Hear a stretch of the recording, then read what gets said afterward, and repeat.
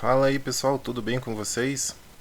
Mais um vídeo aqui no canal e nesse vídeo vou estar falando com vocês aqui sobre API, né, ou API, caso você prefira assim. Vou estar explicando de uma maneira bem resumida para vocês, né, como é que funciona, como é que é o conceito da API, né, qual que é o benefício da API. E vamos começar dizendo que a sigla API ou API significa Interface de Programação de Aplicação, né? Ou no inglês seria Application Program Interface, tá bom? E qual que é o benefício, né, de utilizar uma API aí? É a comunicação entre sistemas. Então eu vou utilizar esse desenho aqui, esse fluxograma para explicar para vocês.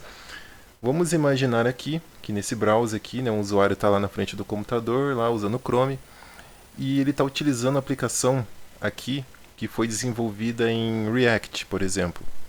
Essa aplicação React aqui, ela vai se comunicar com uma API, né, que foi desenvolvida em ASP.NET, por exemplo, ASP.NET Core. Então perceba que são dois sistemas, né, diferentes, usando linguagens diferentes, mas que conseguem se comunicar entre eles, tá bom? Então, qual que seria aqui mais ou menos um exemplo? Ó, a gente tem uma API com dois endpoints aqui. A gente costuma chamar cada API com a sua URL, né, elas têm os endpoints. Por exemplo, obter todos os usuários é um endpoint, obter o usuário pelo ID é um endpoint, obter o usuário por nome seria um outro endpoint, né? E vai, você que cria lá, né, numa regra do teu sistema, qual que seria os endpoints e qual parâmetro que ele esperaria. Então aqui, usando esses dois endpoints, vamos imaginar aqui que nessa API, em ASP.NET, esse endpoint aqui, ele se chamasse obter todos os usuários, né?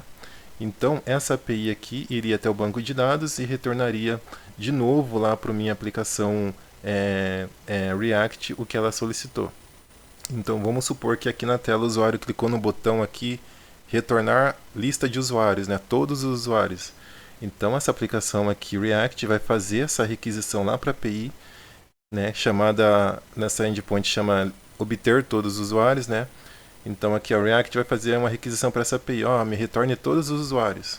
Então essa API vai até o banco de dados, vai retornar a lista de todos os usuários de um determinado sistema, e vai retornar de novo aqui para minha aplicação React. Então vai retornar lá para a tela do usuário todos os usuários lá, uma lista de usuários, tá bom? Vamos imaginar agora que esse segundo endpoint aqui fosse obter o usuário pelo ID, né? Então vamos supor que lá na tela lá, o usuário pediu para retornar um ID de o usuário com ID 5, por exemplo. Então a aplicação React aqui vai mandar essa solicitação, né, esse request para a API, passando lá no parâmetro da URL o ID de usuário 5. Então a minha API aqui em ASP.NET vai fazer essa procura, vai procurar no banco um usuário com ID 5. Caso tenha, né, ele vai pegar esse usuário 5, vai devolver lá para a minha aplicação React, e essa aplicação React vai, né, cuspir na tela lá o usuário com o ID 5, por exemplo, né? Então aqui só dei dois exemplos bem simples, tá? Como que faria para se comunicar com outros sistemas independente da linguagem. Aqui eu falei que foi React se comunicando com a aplicação, uma API ASP.NET, mas poderia ser o inverso, né? Aqui poderia ser uma aplicação ASP.NET se comunicando com a API React, né? Poderia também ser Python, JavaScript, C++, não importa, qualquer linguagem, elas conseguem se comunicar entre si, tá bom? E na API também a gente tem os nossos verbos, né? Eu vou mostrar aqui para vocês. A gente tem os nossos verbos get, post, get, acho que está repetido aqui, né? Mas também é o get, né? Temos o put, o pat e o delete. Então, aqui nesse exemplo que eu falei, ó, vamos supor que esse endpoint aqui é obter usuários, obter todos os usuários, ele usaria o verbo get, tá bom? Ele retornaria uma lista de usuários aqui do banco. Quando a gente quer inserir um valor lá no banco, né, utilizando uma API, a gente usaria o verbo post, né, que daí ele vai inserir algo novo lá no banco. Então vamos supor que aqui na tela o usuário tem um formulário, né, e vai criar um novo usuário. Então ele vai preencher todo o formulário lá na tela. A aplicação aqui, React, faria uma requisição, né, um post para a API falando, eu quero que você insira esse usuário com esses dados aqui. Então essa API vai receber essa requisição com as informações do novo usuário lá e vai salvar no banco, né? Então nesses casos aqui a gente usaria o verbo post. A mesma coisa quando eu falei aqui que ele vai fazer uma requisição obtendo um usuário pelo ID, ele também usaria o verbo get aqui, né, passando o ID do usuário. Então vamos supor que aqui no user é um URL, né? E lá no final ele vai passar o ID5. Então ele vai até o banco lá de dados da API e vai procurar pelo usuário 5, vai retornar para o React de novo e vai mostrar na tela para o usuário, tá bom? A gente tem aqui o verbo put, qual que é a diferença do put e pro pet? Os dois assim eles fazem alterações. A diferença do put é que o put ele vai alterar o dado como um todo, né? Vamos supor que você quer alterar praticamente todos os dados do usuário, nome, CPF, RG, o dado completo. Então você pode utilizar o put, né? Caso você queira utilizar alterar, por exemplo, somente o nome do usuário, então você poderia utilizar o método pet aqui, né? Você também vai fazer, eu quero alterar o usuário de ID5 lá e eu quero só mudar o nome dele. Você poderia usar aqui nesse caso o verbo pet ao invés do put, já que você só quer alterar uma ou duas coisas, não o dado como um todo, né? E também temos o verbo delete, que ele vai fazer a função de remover um dado lá na API. Então você passaria lá, eu quero deletar o usuário do banco lá com o ID5. Então você ia deletar o usuário lá no banco com aquele ID5. Aqui, ó, deixa eu ver se consigo pegar um bloco de notas aqui só para ficar mais fácil. Então vamos supor aqui, ó, vai ter lá HTTPS, né? Vou pegar aqui HTTPS tô com um teclado novo aqui, que ele não é padrão, é BNT, daí tá, às vezes eu fico meio perdido aqui. HTTPS meu sistema, né? .com, aí vai ter aqui, ó, barra usuários. Nisso daqui, ele retornaria todos os usuários, né? Vamos supor que essa URL aqui é referente a esse web service aqui, ó.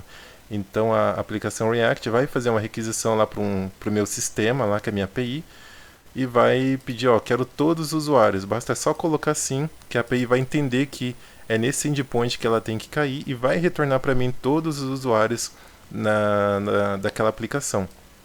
Agora vamos supor que a gente fez uma requisição nesse segundo ponto aqui, que seria obter um usuário pelo ID. Então a URL já mudaria, né? Ficaria assim, ó. A gente passaria, por exemplo, um ID5. Ó, quero que nessa API aqui, nessa URL, né, no endpoint lá de usuários, eu quero o ID5.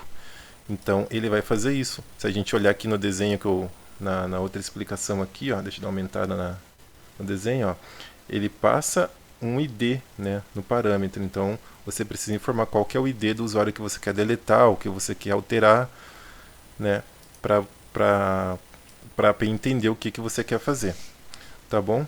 E nesse caso aqui, ó, ele estaria usando um HTTP GET aqui, ó. Aqui seria um HTTP, oh meu Deus, HTTP GET. Aqui, ó, ficaria assim. Esse seria o verbo utilizado para fazer uma requisição. Tanto aqui também, né, seria uma requisição, então eu também estaria usando o verbo HTTP GET. Agora vamos supor que a gente fosse fazer uma inserção aqui, né? Então já seria um post. Vamos supor que seria aqui, ó, essa URL. Eu vou pegar um exemplo aqui. Ficaria assim, ó, usuários, né? Lá no endpoint de usuários, cadastrar, né? Cadastrar. Nesse caso aqui, ele estaria utilizando o HTTP post, tá bom? E ele esperaria, por exemplo, um objeto de um usuário lá na API. Ó. A API vai estar esperando um objeto de um usuário para poder fazer, né, a inserção no banco, tá bom? E a mesma coisa caso você queira alterar um usuário, seria mais ou menos assim uma URL, né? Usuários, aqui no final seria update. Vamos imaginar assim, ó, usuários update.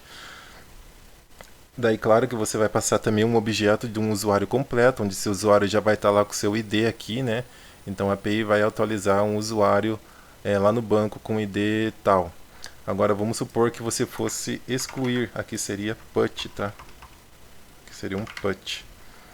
Agora vamos supor que você quer excluir, aí você já usaria um outro verbo que seria o http delete. Então nesse caso aqui, você poderia usar aqui um endpoint lá chamado usuários e no final dele vai ter lá excluir e nele vai estar esperando um ID. Você vai passar o ID 5. Então essa mais ou menos é o conceito da API, né?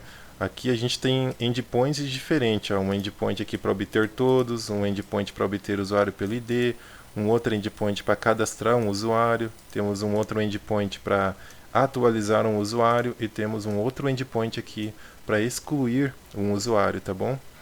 Então, de uma maneira bem resumida, né, seria esse o conceito básico que eu estou passando para vocês aqui do como que funciona uma API. É comunicação entre sistemas, independente da linguagem que eles foram desenvolvidos.